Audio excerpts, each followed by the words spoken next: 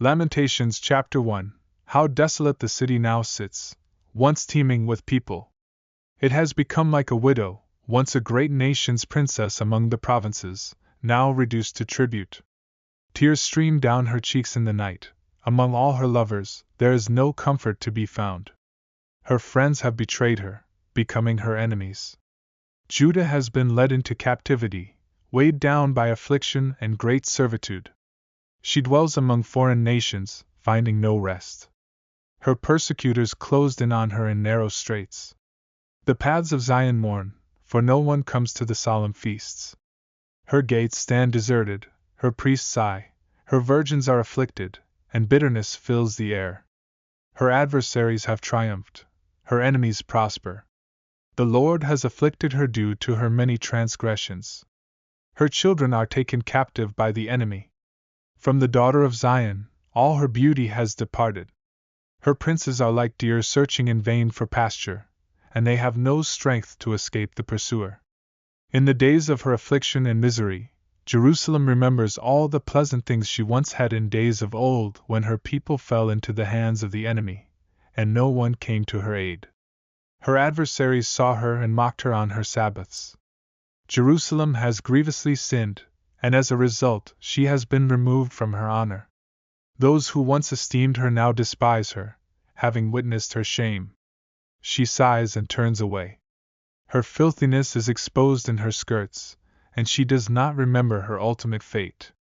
She has come down from her lofty position, and there is no comforter. O Lord, witness my affliction, for the enemy has magnified himself. The adversary has laid hands on all her precious things, for heathen invaders have entered her sanctuary, despite your command to keep them out of your congregation. All her people cry out, seeking bread, they have given up their precious possessions for sustenance. Look, O Lord, and consider, for I am brought low. Does this not move you, all you who pass by? See if there is any sorrow like my sorrow, the sorrow the Lord has afflicted me with in his fierce anger. From above, he has sent fire into my very bones, prevailing against them. He has spread a net for my feet, turning me back and leaving me desolate and faint all day. The yoke of my transgressions is bound by his hand, tightly wound around my neck, causing my strength to fail.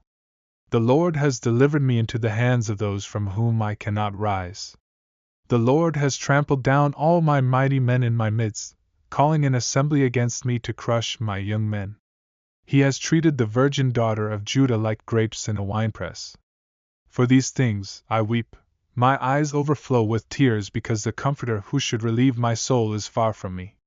My children are left desolate, for the enemy has prevailed. Zion stretches out her hands, but there is no one to comfort her. The Lord has commanded that Jacob's adversaries surround him. Jerusalem is like a woman ceremonially unclean among them. The Lord is righteous, for I have rebelled against his command. Hear, I implore all people, and behold my sorrow. My virgins and young men have been led into captivity. I called for my lovers, but they deceived me. My priests and elders died in the city while seeking sustenance for their lives. Look upon me, O Lord, for I am in distress. My heart is troubled, and my bowels churn within me. I have grievously rebelled. Abroad the sword bereaves, at home it is as deadly as death. They have heard my sighs, there is no one to comfort me. All my enemies have heard of my trouble and are glad that you have done this. You will bring the day you proclaimed, and they will be like me. Let all their wickedness come before you, and deal with them as you have dealt with me because of my many transgressions. My sighs are numerous, and my heart is faint.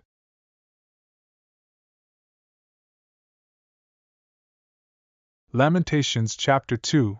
How the Lord has shrouded the daughter of Zion in his anger. He cast down from heaven to the earth the splendor of Israel, and in his fury he did not remember his footstool. The Lord has devoured all the dwellings of Jacob without pity.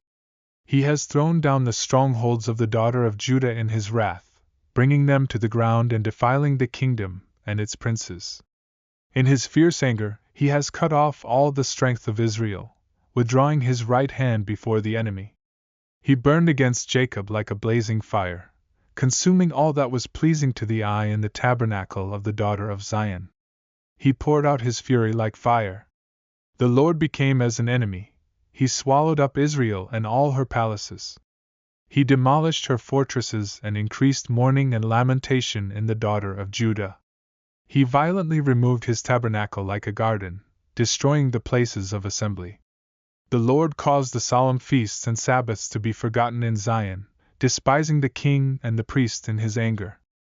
The Lord has rejected his altar, abhorred his sanctuary, and delivered the walls of her palaces into the hands of the enemy. They made a tumult in the house of the Lord, as on a day of solemn feast. The Lord determined to destroy the wall of the daughter of Zion. He stretched out a measuring line and did not withdraw his hand from destroying. Therefore, the rampart and wall lament, they languish together. Her gates have sunk into the ground. He has destroyed and broken her bars. Her king and princes are among the nations. The law is no more, and her prophets find no vision from the Lord. The elders of the daughter of Zion sit on the ground in silence. They have thrown dust on their heads and wrapped themselves in sackcloth. The virgins of Jerusalem hang their heads to the ground. My eyes fail with tears, my heart is troubled. My liver is poured out on the ground for the destruction of the daughter of my people. Because children and infants faint in the streets of the city. They say to their mothers, "Where is the grain and wine?" As they faint like the wounded in the streets of the city, as their lives ebb away in their mother's arms.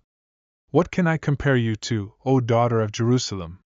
To what can I liken you, that I may comfort you, O virgin daughter of Zion? Your ruin is as vast as the sea. Who can heal you? Your prophets have seen for you false and deceptive visions. They have not exposed your iniquity to restore your fortunes, but have given you oracles that are false and misleading. All who pass by clap their hands at you, they hiss and wag their heads at the daughter of Jerusalem. Is this the city that was called the perfection of beauty, the joy of the whole earth? All your enemies open their mouths wide against you, they hiss and gnash their teeth and say, "We have swallowed her up. This is the day we have waited for, we have lived to see it." The Lord has done what he planned. He has fulfilled his word that he ordained in the days of old. He has thrown down without pity. He has made your enemies rejoice over you and exalted their horn. Their heart cried out to the Lord. O wall of the daughter of Zion, let tears stream down like a river day and night. Give yourself no rest. Let not your eyes cease. Arise, cry out in the night at the beginning of the watches. Pour out your heart like water before the presence of the Lord. Lift up your hands to him for the lives of your children, who faint for hunger at the head of every street. See, O Lord, and consider, to whom have you done this? Should women eat their offspring, the children they have held and nursed? Should priests and prophets be slain in the sanctuary of the Lord? Both young and old lie on the ground in the streets. My virgins and young men have fallen by the sword. You have killed them in the day of your anger. You have slaughtered them and shown no pity. You summoned those who terrified me on every side as if for an appointed festival day, and on the day of the Lord's anger, no one escaped or survived. Those I held and raised, my enemy has destroyed. Lamentations chapter 3. I am the one who has witnessed affliction by the rod of his wrath. He has led me and brought me into darkness, not into light. Surely, he has turned against me. His hand is against me all day long. He has made my flesh and skin grow old. He has broken my bones. He has built against me and encircled me with gall and hardship. He has placed me in dark places like those who have long been dead. He has hemmed me in so that I cannot escape. He has made my chains heavy. Even when I cry out and shout for help, he shuts out my prayers. He has blocked my paths with hewn stone. He has made my ways crooked. He was like a bear lying in wait for me, like a lion in hiding. He turned aside my ways and tore me to pieces. He left me desolate. He bent his bow and set me up as a target for his arrows. He caused the arrows of his quiver to pierce my kidneys. I have become a laughingstock to all my people, their song all day long. He filled me with bitterness, making me drink wormwood. He broke my teeth with gravel and covered me with ashes. So, my soul is deprived of peace. I have forgotten what happiness is. I thought, my strength and hope have perished from the Lord. Remembering my affliction and my misery, the wormwood and the gall, I continually remember them, and my soul is downcast within me. But I call this to mind, and therefore I have hope. The Lord's loving kindnesses indeed never cease, for his compassions never fail. They are new every morning, great is your faithfulness. The Lord is my portion, says my soul. Therefore I have hope in him. The Lord is good to those who wait for him, to the person who seeks him. It is good that one should hope and wait quietly for the salvation of the Lord. It is good for a man that he bear the yoke in his youth. Let him sit alone and be silent, since he has laid it on him. Let him put his mouth in the dust, perhaps there is hope. Let him give his cheek to the smiter, let him be filled with reproach. For the Lord will not reject forever. For if he causes grief, then he will have compassion according to his abundant loving kindness. For he does not afflict willingly or grieve the sons of men. To crush under his feet all the prisoners of the land. To deprive a man of justice in the presence of the Most High. To defraud a man in his lawsuit, of these things the Lord does not approve. Who is there who speaks and it comes to pass unless the Lord has commanded it? Is it not from the mouth of the Most High that both good and ill proceed? Why should any living mortal, or any man, offer complaint in view of his sins? Let us examine and probe our ways, and let us return to the Lord. Let us lift up our hearts and hands toward God in heaven. We have transgressed and rebelled, you have not pardoned. You have covered yourself with anger and pursued us.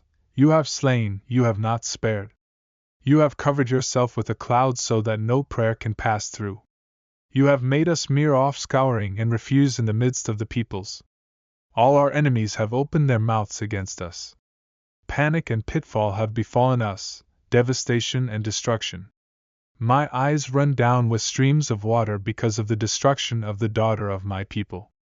My eyes pour down unceasingly, without stopping, until the Lord looks down and sees from heaven. My eyes bring pain to my soul because of all the daughters of my city. My enemies without cause hunted me down like a bird. They silenced my life in the pit and threw stones at me. Waters flowed over my head. I said, I am cut off. I called on your name, Lord, out of the lowest pit. You heard my plea. Do not close your ear to my cry for relief. You came near on the day I called to you, you said, do not fear. O Lord, you have pleaded my soul's cause, you have redeemed my life. Lord, you have seen the wrong done to me, judge my case. You have seen all their vengeance, all their plots against me. You have heard their taunts, O Lord, all their plots against me. The lips of my assailants, and their whispering are against me all day long. Look at their sitting and their rising, I am the object of their mocking songs. Deal with them as you have dealt with me for all my crimes, for my groans are many, and my heart is faint. Lamentations chapter 4. How the gold has lost its luster. How the finest gold has changed. The sacred stones are scattered at the head of every street. The precious children of Zion, worth their weight in fine gold, how they are regarded as clay jars, the work of a potter's hands. Even jackals offer their breasts to nurse their young, but my people have become heartless like ostriches in the desert. The infant's tongue clings to the roof of its mouth from thirst. Little children beg for bread, but no one gives them even a morsel. Those who once ate delicacies are destitute in the streets. Those who were raised in purple now lie on ash heaps. The punishment of the daughter of my people is greater than that of Sodom, which was overthrown in an instant without a hand turned to help her. Her princes were purer than snow, whiter than milk. Their bodies were more ruddy than rubies, their appearance like sapphires. Now they appear blacker than soot. They are not recognized in the streets. Their skin has shriveled on their bones. It has become as dry as a stick. Those killed by the sword are better off than those who die of famine, those who waste away, stricken for lack of food. With their own hands compassionate women have cooked their own children, who became their food when my people were destroyed.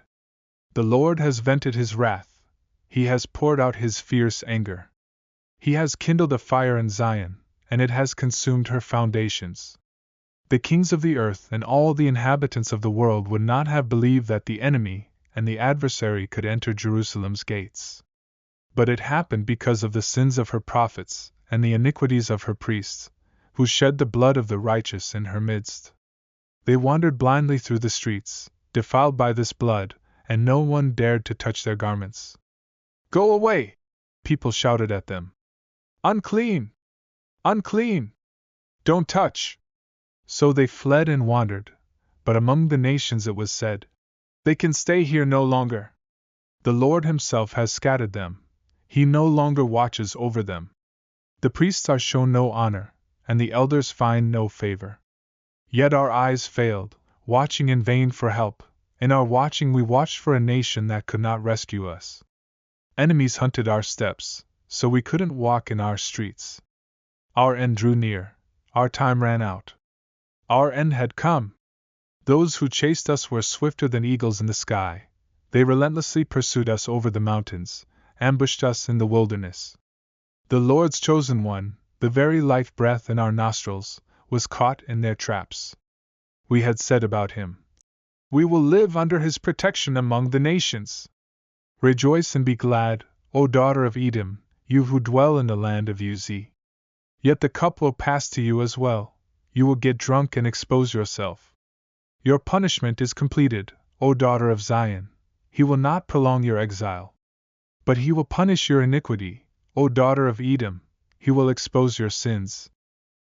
Lamentations chapter 5. Lord, please remember what has happened to us. Take note and see our disgrace. Our land has been given to strangers. Our homes belong to foreigners. We have become orphans and fatherless. Our mothers are like widows. We must buy our water to drink, and even our own wood comes at a price. We are oppressed and have no rest. We submit to the Egyptians and the Assyrians for bread. Our ancestors sinned and are no more, and we bear the burden of their iniquities. Slaves rule over us, and there is no one to deliver us from their grasp. We risk our lives to get our bread because of the sword in the wilderness. Our skin is scorched like an oven because of the severe famine. In Zion, women are ravished, and in the cities of Judah, young girls are violated. Princes are hung up by their hands, and elders are not shown respect. Young men are put to work grinding, and children stumble under heavy loads of wood. The elders have stopped gathering at the city gate, and the young men no longer play their music. The joy has left our hearts, our dances have turned into mourning. The crown has fallen from our heads. Woe to us, for we have sinned! Our hearts are faint, our eyes are dim because of these troubles. Mount Zion lies desolate, foxes roam upon it. But you, O Lord, reign forever, your throne endures from generation to generation. Why do you forget us forever and forsake us for so long?